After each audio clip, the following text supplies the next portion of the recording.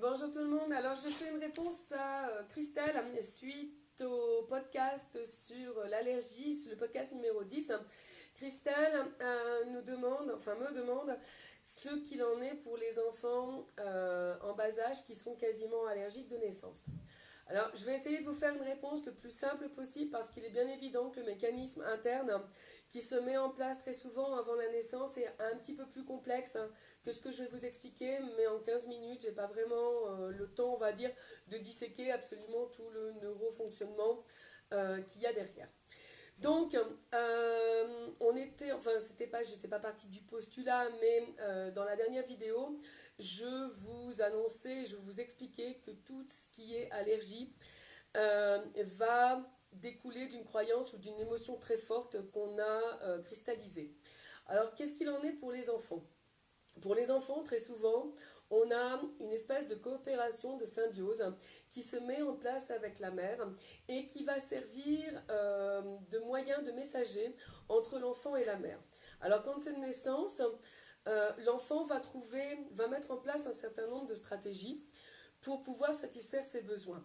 On sait tous qu'un enfant, il pleure pour pouvoir se faire nourrir, ou on fait risette parce que ça le rend sympathique et de ce fait, on s'intéresse à lui.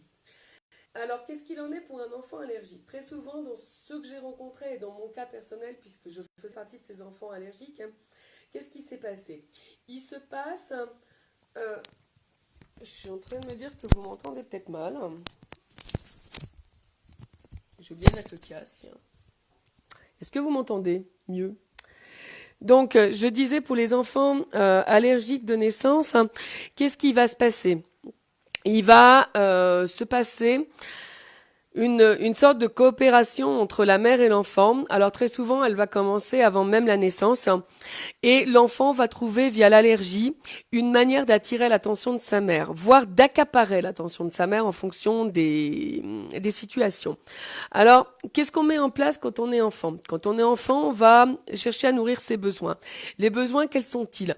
Ils sont 6, regroupés par paire, dont on va dire les 4 premiers sont vraiment fondamentaux. Alors qu'est-ce qu'on a ? On a la certitude ou le besoin de sécurité. C'est-à-dire que tout être humain va commencer à assurer sa sécurité, qu'elle soit financière, sociale, matérielle, relationnelle, avant toute chose.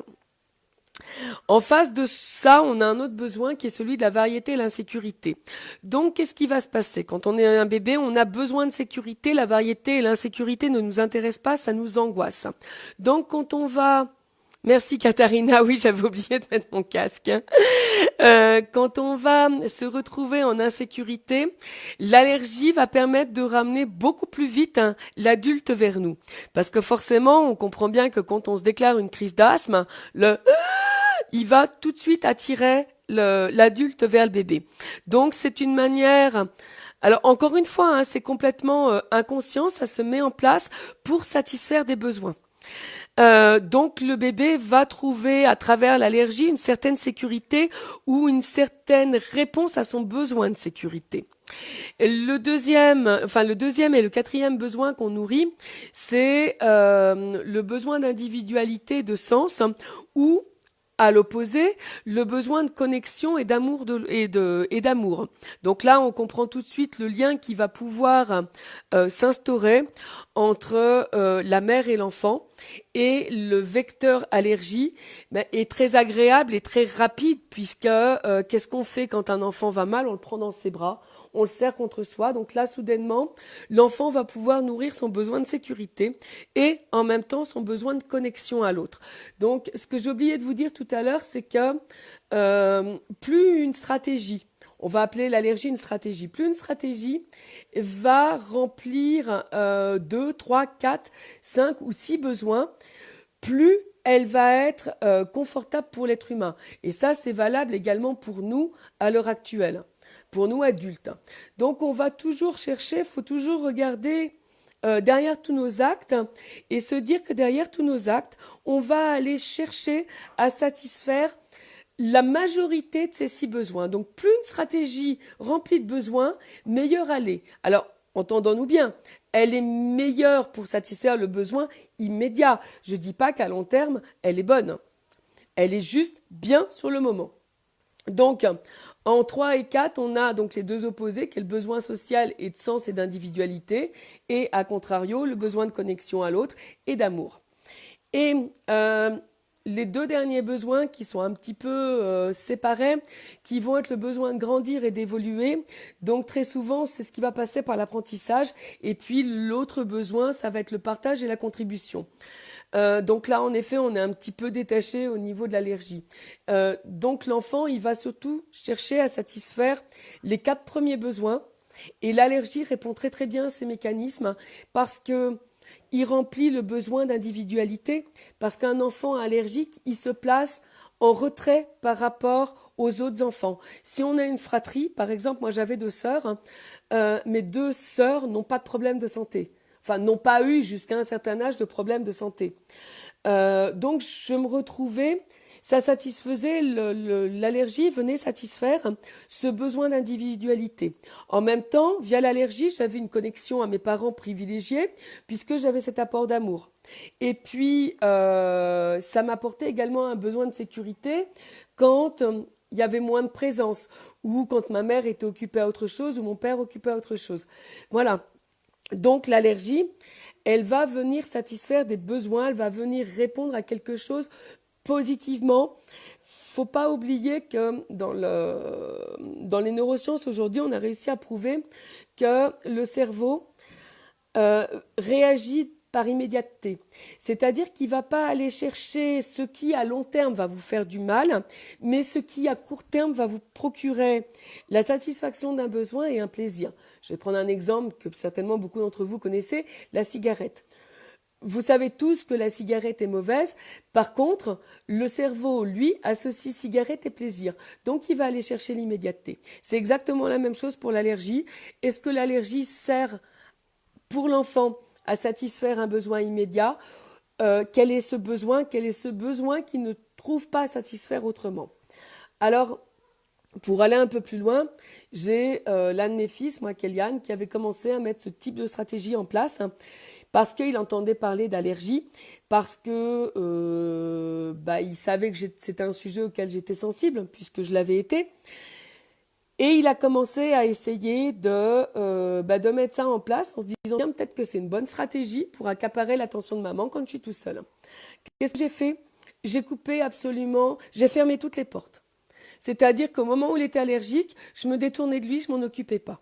Alors, bien entendu, je gardais un œil dessus. Je suis pas non plus inconsciente. Quand un enfant fait une crise d'asthme, on le laisse pas complètement tout seul.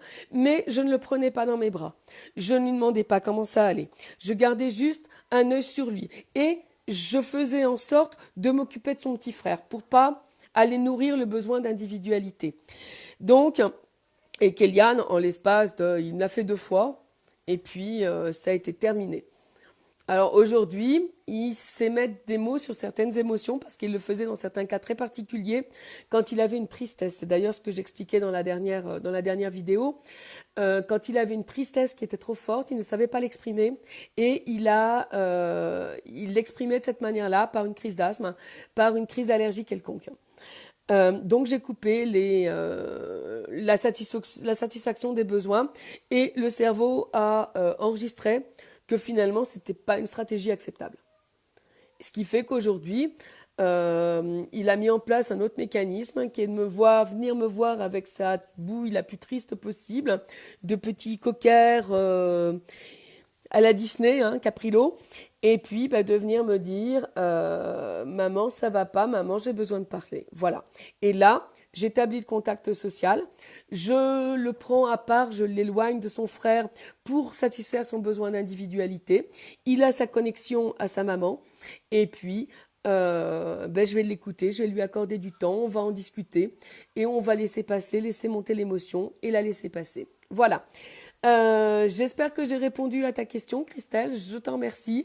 Surtout si vous en avez d'autres, n'hésitez pas. Je suis là pour vous partager mon expérience.